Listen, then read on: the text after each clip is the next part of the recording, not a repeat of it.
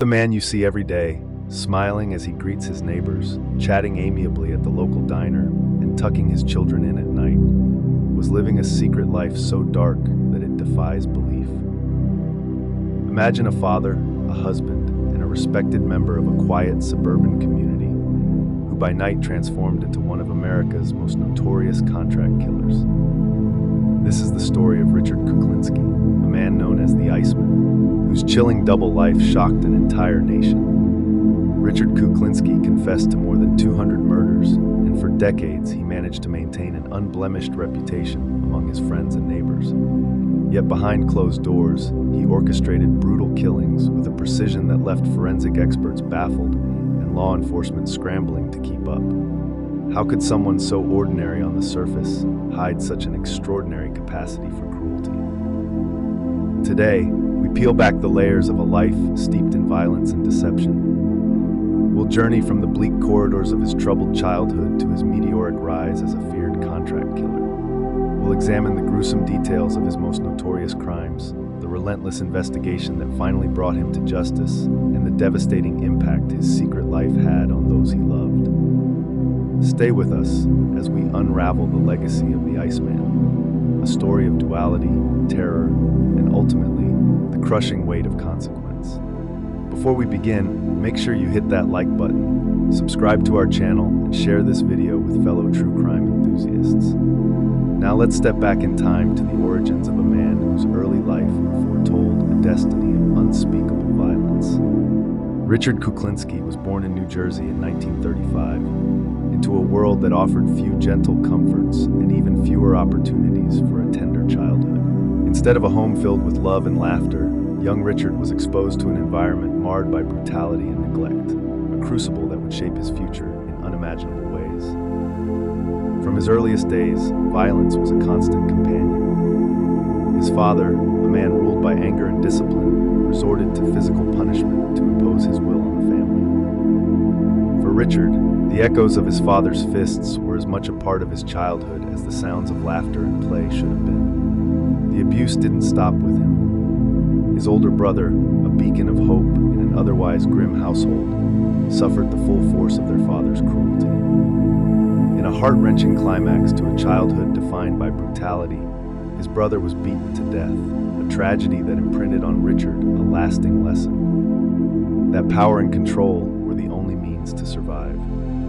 While his father's aggression left deep physical and emotional scars, Richard's mother was a study in indifference. Emotionally distant and overwhelmed by her own struggles, she offered little solace or protection. The neglect left young Richard feeling isolated, abandoned by the very person who should have nurtured him. In this cold environment, trust was a luxury, and vulnerability a weakness that could be exploited. As Richard grew into his teenage years, the harsh lessons of his early life began to manifest in troubling ways.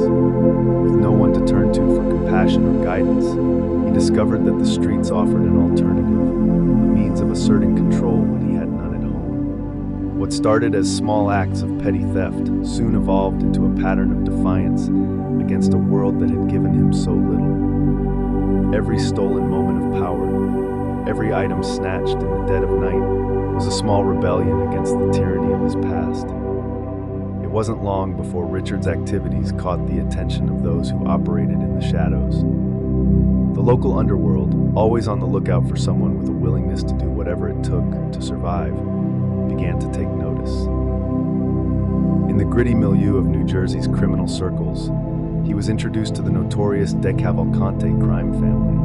It was here that the seeds of his future as a professional killer were sown. Carmine Genovese, a respected and feared figure within the organization, saw potential in the troubled youth. Under Genovese's tutelage, Richard's natural proclivity for violence was sharpened into a deadly skill. The transition from petty theft to contract killing was not so much a leap as it was a natural progression. In a world where loyalty was fleeting and power reigned supreme, Richard learned that the cold, calculated act of taking a life was a means to earn respect and fear. It was in those formative years that he embraced a path from which there was no return. As the dark lessons of his early life merged with the brutal realities of the criminal underworld, Richard Kuklinski began to forge an identity that would eventually terrify the nation. With every passing day, he moved further away from the innocent boy he once was, and closer to the heart of a man who would become known as the Iceman. Richard's transformation into a professional killer was as swift as it was ruthless. Once he had been initiated into the world of organized crime, he embraced his new role with a disturbing efficiency. The transition from small-time crook to one of the most feared contract killers was marked by a series of calculated, brutal acts that demonstrated a chilling proficiency in the art of murder. In the underworld, execution was an art form, and Richard quickly became a master craftsman. He refined his techniques with cold precision. Each job was executed with meticulous planning and an unwavering commitment to silence. His reputation grew rapidly among mob bosses and criminals alike. He was known for killing without hesitation, eliminating targets in a manner that was both clinical and horrifyingly effective. One method, in particular, would come to define his legacy. Richard developed a gruesome specialty in freezing his victims. By deliberately lowering the body's temperature, he could obscure the time of death and confuse forensic investigations. This macabre technique not only slowed down police inquiries, but also earned him the enduring nickname, the Iceman. With each frozen body, his infamy grew, and his methods became the subject of whispered legends throughout the criminal underworld. Despite the multiple crime families he worked for, Richard was never formally inducted into La Cosa Nostra. His Polish heritage set him apart in an organization that prized Italian lineage. Yet this exclusion did not diminish his value. His skills and ruthlessness made him indispensable, and mob leaders continued to employ his services with little regard for traditional boundaries. This outsider status granted him a peculiar kind of freedom. He was not bound by the strict codes of a family that demanded absolute loyalty, allowing him to operate with a level of autonomy that few could match. Yet, for all his professional coldness, Richard maintained a carefully constructed image outside the criminal realm. In the quiet suburbs of New Jersey, he was the consummate middle-class family man. Neighbors saw him as a dedicated provider, a man who drove his children to school and attended community events with a smile. This dual existence, one foot in the world of organized crime and the other in the everyday rhythms of suburban life, allowed him to evade detection for years. His outward normalcy was a cloak that masked the horrors of his true vocation, enabling him to lead a double life that few could ever suspect. The rise of Richard Kuklinski as a contract killer is a testament to the power of transformation born from a life of abuse and neglect. Each contract he fulfilled added to a legacy built on fear and blood, a legacy that would ultimately become inextricably linked with the name the Iceman. In the midst of his brutal career, Richard Kuklinski managed to build what appeared to be an idyllic family life. He married Barbara, and together they raised 2 daughters and a son in a quiet New Jersey suburb. To the outside world, he was the picture of a devoted husband and caring father. Weekend barbecues, school events, and family outings painted a portrait of normalcy, a stark, almost unbelievable contrast to the life he led in the shadows.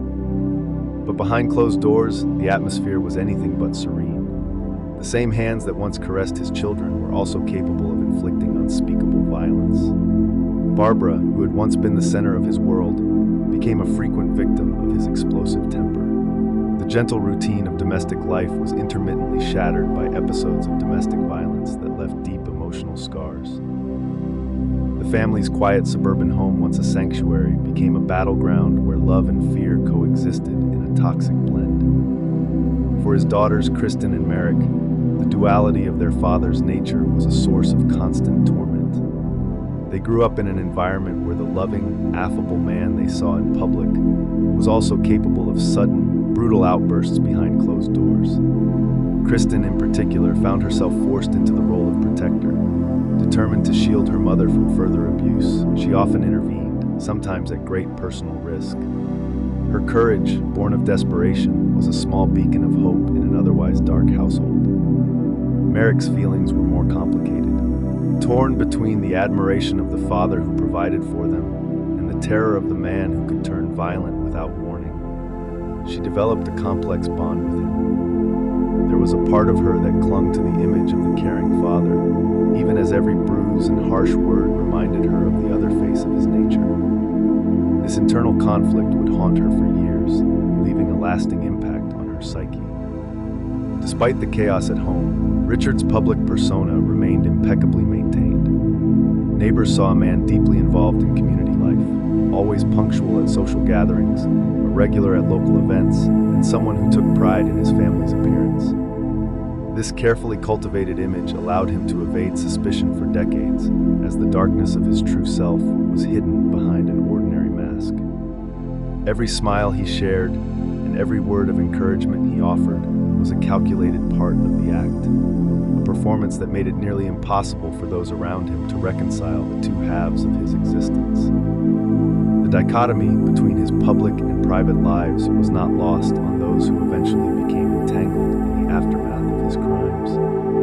As the full scope of his brutality came to light, Barbara and his daughters were left to bear the heavy burden of living with the man who had once been their rock, and who had simultaneously become the source of their deepest pain. How does one reconcile the loving father of childhood memories with the monster responsible for unthinkable violence?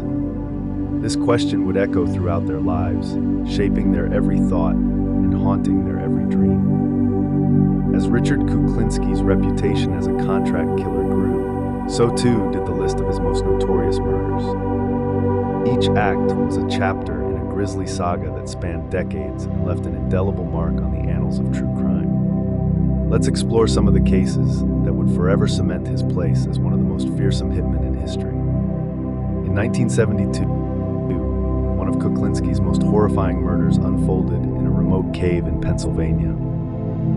He lured a victim to this isolated location, a place where nature itself would become a gruesome accomplice. Instead of delivering a swift death, Kuklinski orchestrated a prolonged ordeal. He left his victim in the darkness, where swarms of rats were free to feast on the slowly decaying body. To add another layer of depravity, he recorded the entire event on camera, sending the footage to a client as proof of his ruthlessness. Ask yourself, what kind of mind can derive satisfaction from orchestrating such prolonged suffering and then immortalize it on film? The next episode in this dark saga involves George Malaband, a man whose life took a fatal turn when he failed to repay a substantial debt to the powerful Gambino family. Malaband had once been a friend, but his inability to honor his financial obligations set off a chain reaction. When Malaband's actions began to threaten Kuklinski's own family, the hitman reacted with cold fury. In a moment of impulsive violence, he executed Malaband with a precision that left no room for error. This act of retribution served as a stark warning to anyone who might dare to place their own interests above those of Kuklinski. How far would you go to protect your own? And at what point does loyalty give way to ruthless self-preservation? Perhaps the most chilling of his atrocities occurred in 1982, when the stakes reached a deadly high. Faced with the looming threat of his own accomplices, Gary Smith and Danny Deppner, turning against him and potentially testifying, Kuklinski resorted to a calculated, premeditated elimination. In a grim twist, he served his would-be informant's food laced with cyanide, a poison known for its stealth and speed. When the toxin failed to work quickly enough, he escalated his method. In some cases, he resorted to strangulation, and in others, he employed a silenced firearm to deliver the final blow.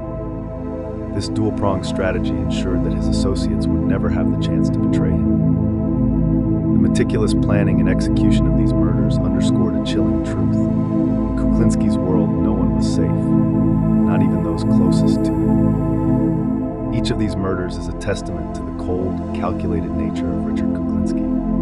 They reveal a man who was not satisfied with mere efficiency. He sought to leave a signature on every act, a signature that would instill fear and silence any dissent.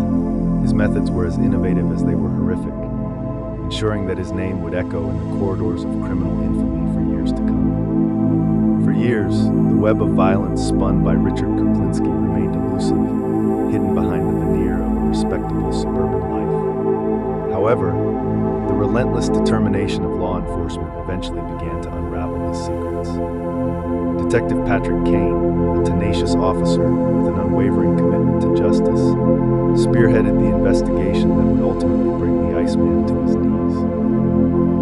Detective Kane's investigation was marked by long nights, endless files, and a dogged refusal to accept that a man living a double life could operate undetected for so long. The clues were there, in the patterns of unsolved murders, in the chilling details of the crime scenes, and in the very methodical nature of the killings. Kane realized that he was dealing with someone who not only had mastered the art of murder, but had also perfected the art of deception. In a bold strategic move, the Bureau of Alcohol, Tobacco, and Firearms, ATF, deployed an undercover agent, Dominic Provenzano, with a singular mission: infiltrate Kuklinski's inner circle and gather the evidence needed to convict him. Provenzano's task was fraught with danger, but he gradually earned Kuklinski's trust, slowly drawing closer to the heart of a man who revealed his secrets in unexpected, chilling detail. The breakthrough came when Kuklinski made a fatal mistake, a mistake that would seal his fate. In his ever-calculating mind, he began seeking out cyanide for a purpose that he never anticipated: to silence Detective Kane permanently. This pursuit of poison, meant to eliminate a threat, instead provided the law enforcement team with the crucial evidence they needed. Provenzano recorded candid conversations in which Kuklinski spoke at length about his methods, his past murders, and the precise details of his plans. These recordings were a damning admission, a window into the cold logic that governed his actions. With every confession captured and every piece of evidence meticulously cataloged, the noose tightened around Kuklinski. The shockwaves of his impending capture would soon be felt not only by the criminal underworld, but also within his own family. In 1986, in a stunning operation executed in broad daylight, law enforcement officers finally apprehended Richard Kuklinski. The arrest sent a ripple of disbelief through the community, a community that had once seen him as an unassuming, respectable family man. Imagine the scene: a man who had evaded suspicion for decades, now taken into custody as the culmination of years of tireless investigation. How would you react if you discovered that the trusted neighbor and family man was, in fact, a ruthless killer? The answer for many was a mix of shock, horror, and an overwhelming sense of betrayal. The trial of Richard Kuklinski unfolded as a grim spectacle, an unmasking of a man who had managed to lead a life of lies for far too long. With a mountain of evidence that included recorded confessions, forensic data, and eyewitness testimonies, prosecutors presented a case that was as overwhelming as it was damning. Every detail, every calculated method of murder was laid bare for the nation to see. In the courtroom, the duality of Kuklinski's existence was exposed in stark, unforgiving detail. The defense attempted to argue that the man who appeared to be a devoted family man could not possibly be capable of such horrific acts. Yet, the sheer volume of evidence, from the chilling recordings of his own words to the forensic proof of his elaborate disposal methods, rendered such arguments futile. The jury listened in grim silence as Kuklinski, almost dispassionately, recounted the details of his crimes. He spoke of cyanide, of freezing bodies, and of the calculated executions of his targets, with a chilling clarity that left no doubt about his guilt. Ultimately, the verdict was delivered. Convicted on multiple counts of murder, Richard Kuklinski was sentenced to life in prison. The judge's pronouncement echoed in the courtroom, a final declaration that ensured Kuklinski would never again walk free among those he had so coldly betrayed. For his family, and for a society grappling with the horror of his actions, it was a moment of bitter justice, a justice that, while long overdue, could never fully erase the pain and loss he had inflicted. Even behind the cold, oppressive walls of his prison cell, Kuklinski's infamy only grew. In a series of interviews that shocked and captivated the public, he unabashedly admitted to killing over 200 people. In these interviews, delivered with the same calm precision he had once applied to his crimes, he detailed his methods and the reasoning behind his every move. His admissions did little to humanize him. Rather, they served as a stark reminder of the monstrous legacy he had built. For those seeking answers, the trial and subsequent interviews provided provided a glimpse into a mind that was as calculated as it was callous. The nation was forced to confront the paradox of a man who could be both a loving father and a remorseless killer, a duality that remains one of the most disturbing mysteries in the history of crime. While justice was finally served on the outside, the true cost of Richard Kuklinski's reign of terror was borne by those closest to him. His family, forever marked by his violent legacy, was left to navigate a landscape of psychological trauma and unhealed wounds that no amount of time could erase. Merrick and Kristen, his daughters, spent years grappling with the horror of their father's actions. Every headline, every retelling of his crimes, was a reminder of the betrayal they had suffered. The conflicting images of the man they once believed to be caring and the monster that history revealed tore at their hearts and minds. For Kristen, the pain was so unbearable that at one point, she and her mother even contemplated taking matters into their own hands, considering a desperate plot to end his life. Yet in the end, that plan was never carried out. The decision to spare him was fraught with its own torment, a final, agonizing acknowledgement that some wounds can never truly be healed. As the years passed, Richard Kuklinski remained behind bars. After 18 long years in prison, the man known as the Iceman eventually died. His death, however, was as unremarkable as the life he had led, a quiet passing in confinement, devoid of the dramatic flair that had once defined his criminal career. In his final interviews, he expressed no true remorse for the countless lives he had destroyed, save for a fleeting moment of regret when speaking of his children. It was as if, in those rare instances, he recognized the cost of the legacy he had left behind. Yet, even that small admission could not redeem the countless lives shattered by his actions. For Merrick and Kristen, his death did little to lift the heavy burden of loss and betrayal. They were left to reflect on a childhood stolen by fear and a life marred by the shadow of a father whose dual existence had torn their world apart. Their reflections are a sobering reminder of the lasting impact that one man's cruelty can have, not only on his victims, but on those who are forced to live with the consequences every day. As we conclude this harrowing journey through the life and crimes of Richard Kuklinski, we are left with lingering questions. How does one rebuild a life when every memory is tainted by unspeakable horror?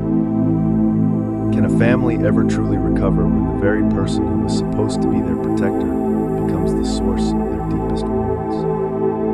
Richard Kuklinski's story is one that challenges our perceptions of human nature. Here was a man who managed to lead two lives, one marked by outward normalcy and familial affection, and another defined by a cold, calculated brutality that claimed over 200 lives. His legacy, like a scar etched into the collective memory of those who followed his case, forces us to confront a difficult truth. Evil often hides in plain sight. The impact of his double life rippled far beyond the bodies of his victims.